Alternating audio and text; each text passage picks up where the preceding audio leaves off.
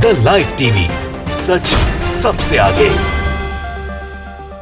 नमस्कार, the live TV आप देख रहे हैं। आपके साथ मैं हूं आदित्य कुमार। राहुल गांधी इस वक्त अमेरिका के दौरे पर और अमेरिका में जिस तरीके की भाषण शैली वो इस्तेमाल कर रहे हैं, जिस तरीके से बातें बोल रहे हैं, उससे भारतीय जनता पार्टी के लोगों को बड़ी दिक्कत हो रही है। जैसे राहुल गांधी जब सांसद थे तब भी वो बोला करते थे, अब वो सांसद नहीं है तो अब वो खुलकर बोलते हुए नजर आ रहे हैं। उन्होंने अपने ऊपर हुई कार्रवाई का भी जिक्र किया, उन्होंने मोदी सरकार के ऊपर सवाल भी उठाए, उन्होंने बीजेपी और आरएसएस के ऊपर सवाल उठाए। उन्होंने कहा कि जो ये विपक्ष है वो एकजुट हो गया तो मोदी सरकार इस बार 2024 में बनने वाली नहीं है, यानी बीजेपी की हार तय है। और विपक्षी गठबंधन की लगातार चर्चाएं हो रही है। नीतीश कुमार लगातार जो आजमाइश कर रहे हैं वो हम बताएंगे। पहले खबर पर आ जाते हैं, फिर पूरा इस वक्त निचोड़ भी आपको बताएंगे किस तरीके से विपक्षी एकता तैयार हो रही है और विपक्षी एकता बीजेपी के लिए मुसीबतें खड़ी करने की तैयारी पूरी तरीके से कर रही है। और आप देख ही रहे हैं किस तरीके से जो रैली होनी है, जो सभा होनी है बिहार में, जिसको नीतीश कुमार लीड कर रहे हैं, जिसमें कई विपक्षी दलों के नेताओं को न्योता दिया गया और सबने न्योता स्वीकार कर लिया है, उससे बिहार में एक बड़ी तस्वीर बनने वाली है। उसके बाद प्रधानमंत्री जी भी अपनी वहाँ सभा कर रहे हैं। खैर, ये बात करेंगे, लेकिन सबसे पहले जरा बात करते हैं हम राहुल गांधी के अमेरिका के दौरे के दौरान दिए गए भाषण की। दरअसल राहुल गांधी लगातार अपने वक्तव्य से बीजेपी को हिला रहे हैं। उन्होंने कहा कि 2024 में विपक्ष बीजेपी को हरा देगा, रिजल्ट लोगों को चौंकाएगा। राहुल गांधी का अमेरिका में बड़ा दावा। राहुल गांधी ने अमेरिकी दौरे के तीसरे दिन वाशिंगटन डीसी के प्रेस क्लब में मोदी सरकार पर हमला बोला है। यहां उन्होंने 2024 चुनाव में बीजेपी को हराने का दावा किया। कांग्रेस नेता राहुल गांधी अमेरिका के दौरे पर हैं और बीजेपी पर लगातार हमलावर नजर आ रहे हैं। राहुल गांधी ने वाशिंगटन में नेशनल प्रेस क्लब में कई सवालों के जवाब दिए और अगले साल होने वाले लोकसभा चुनाव में बीजेपी को सत्ता से हटाने के लिए विपक्ष के एकजुट होने पर भरोसा जताया। राहुल गांधी ने कहा कि मुझे लगता है कांग्रेस पार्टी लोकसभा चुनाव 2024 में बहुत अच्छा करेगी और लोगों को चौंका देगी। गणित लगा लीजिए, विपक्ष अपने दम पर एकजुट होकर बीजेपी को हरा देगा। वाशिंगटन डीसी के प्रेस क्लब में बोलते हुए राहुल गांधी ने कहा कि भारत में विपक्ष एकजुट है, जमीन पर बहुत कुछ हो रहा है, ये सरकार के खिलाफ छिपा हुआ अंडर करंट है, मतलब जो अंडर करंट है वो ये छिपा हुआ है, और ये जब करंट निकल कर बाहर आएगा, जो अंडर करंट है वो बीजेपी को पटखनी दे देगा, जो अगले चुनाव में लोगों को चौंका कर रख देगा। लोकसभा चुनाव में 1 साल से भी कम का समय बचा है और कांग्रेस अन्य विपक्षी दलों के साथ लगातार बातचीत भी कर रही है। भारत जोड़ो यात्रा का जिक्र करते हुए राहुल गांधी ने कहा कि भारत में समूचा विपक्ष संघर्ष कर रहा है, संस्थाओं पर कब्जा है, लोकतांत्रिक लड़ाई लड़ने के लिए हम संघर्ष कर रहे हैं। इसलिए कुछ महीनों पहले हमने पूरे भारत की यात्रा करने की सोची थी। वहीं खुद पर मानहानि केस पर राहुल गांधी ने कहा कि मैंने कभी सोचा भी नहीं था कि मैं पहला व्यक्ति बनूंगा जिसे मानहानि के मामले में सबसे बड़ी सजा मिलेगी और लोकसभा की सदस्यता गंवानी पड़ेगी, लेकिन राजनीतिक तौर पर इससे मुझे ज़्यादा बड़ा मौका मिला है। तो राहुल गांधी ने अपनी सजा का भी जिक्र किया।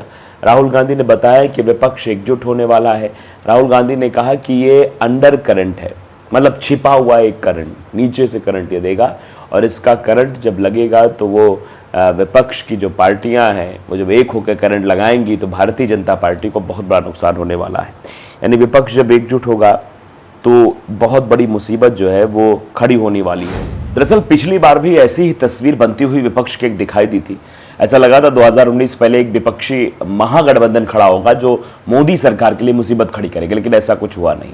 अब चूंकि कांग्रेस के अंदर ऊर्जा है, कांग्रेस ने हिमाचल प्रदेश का चुनाव जीता, उसके बाद कर्नाटक का चुनाव जीता है और अब कांग्रेस को भी न्योता भेजा गया है, कांग्रेस ने न्योता स्वीकार कर लिया है। नीतीश कुमार नेतृत्व कर रहे हैं और राहुल गांधी की तरफ से ये पॉजिटिव संदेश दिए जा रहे हैं कि विपक्षी एकता बनने वाली है। तो आप समझ जाइए, क्योंकि कांग्रेस के बिना विपक्षी एकता संभव नहीं है और कांग्रेस के साथ अन्य छोटी छोटी पार्टियां जो हैं वो मिलकर एक बहुत बड़ा गठबंधन तैयार कर सकती है। कांग्रेस भी 9 से अधिक राज्यों में उसका आधिपत्य है, ऐसा साफ तौर पे है, और वहां पर वो फाइट देगी भारतीय जनता पार्टी को। अन्य जो छोटी राजनीतिक पार्टियां, अपने क्षेत्रीय पार्टियां हैं, वो सब मिलकर जब इस महागठबंधन के साथ खड़ी होंगी तो बीजेपी के लिए बहुत बड़ी मुश्किल हो जाएगी। एक तो बीजेपी के खिलाफ एंटी इनकम्बेंसी फैक्टर भी काम करेगा क्योंकि इतने सालों से सत्ता है, और दूसरा बहुत सारे मुद्दे हैं, महंगाई है, बेरोजगारी है, करप्शन है। ये इन सब मुद्दों को जब लेकर ये पूरा महाविपक्ष का महागठबंधन जब सड़क पर उतरेगा तो बीजेपी के लिए इन सवालों का जवाब देना मुश्किल हो जाएगा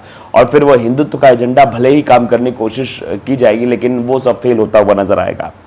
अब देखिए जरा इस पर कुछ समझ लेते हैं विपक्षी एकता के बारे में। ये हिमाचल और कर्नाटक में कांग्रेस की जीत के बाद विपक्ष की गोलबंदी। 9 साल में आखिरकार क्या सीखा?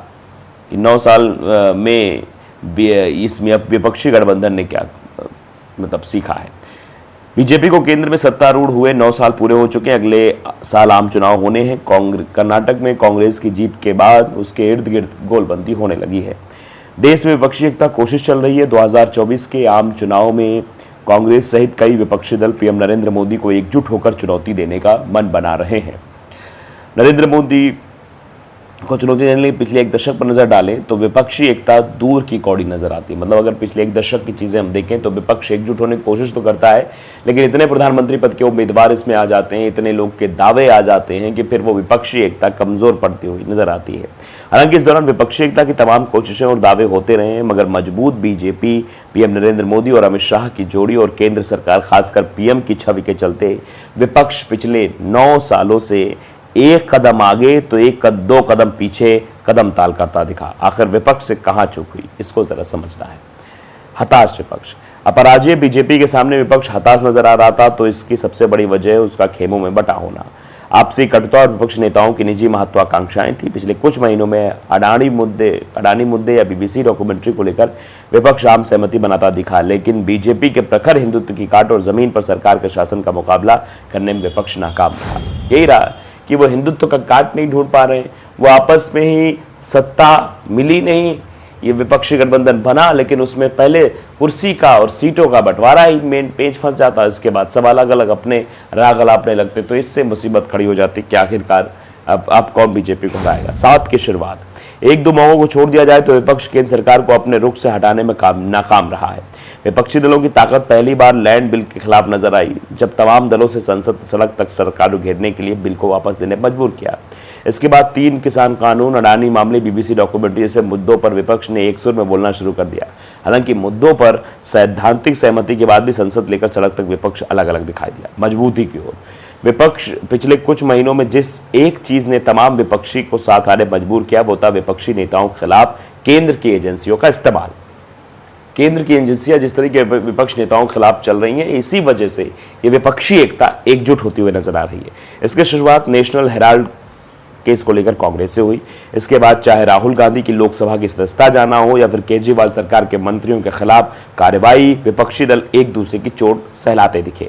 हाल ही में दिल्ली सरकार को लेकर आए अध्यादेश के खिलाफ केजरीवाल तमाम दलों का समर्थन जुटाने की कोशिश में घूम रहे हैं और उन्हें सहानुभूति मिल भी रही है। 9 वर्षों में अगर विपक्ष के खिलाफ जमीन तैयार करने और धारणा की लड़ाई पिछड़ता रहा, तो इसका एक बड़ा कारण रहा वह बीजेपी और पीएम मोदी की पिच पर खेलता रहा। फिर चाहे हिंदुत्व के मुद्दे पर घेरना हो या सर्जिकल स्ट्राइक को लेकर सवाल उठाना हो, विपक्ष को मुंह की खानी पड़ी। बीजेपी प्रदेश चुनाव में भी राष्ट्रीय मुद्दों और प्रतीकों के बल पर आगे बढ़ती रही।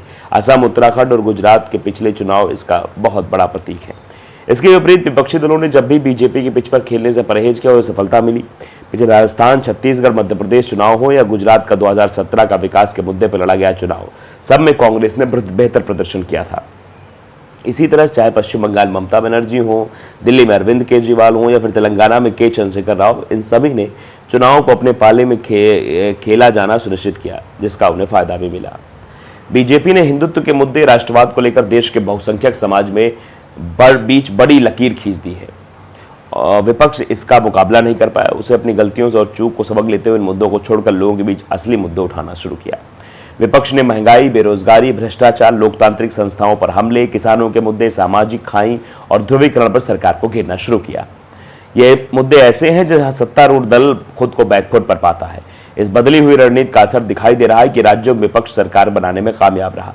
खासकर लगातार हार के हताशा से गुजर रही कांग्रेस को हिमाचल और कर्नाटक में भी इसका रिजल्ट देखने को मिला। तो अब जो राहुल गांधी अमेरिका में बोल रहे हैं, वो अब यहाँ होता हुआ दिखाई भी दे रहा है। तो इससे साफ है कि अब जल्द ही एक विपक्षी एकता तैयार हो जाएगी और बीजेपी के लिए मुसीबत खड़ी करेगी। तो द लाइव टीवी अगर आपने सब्सक्राइब नहीं किया, सब्सक्राइब जरूर करिए, बेल आइकन दबाइए ताकि सच खबर आप तक पहुंचती रहे। नमस्कार। द लाइव टीवी, सच सबसे आगे।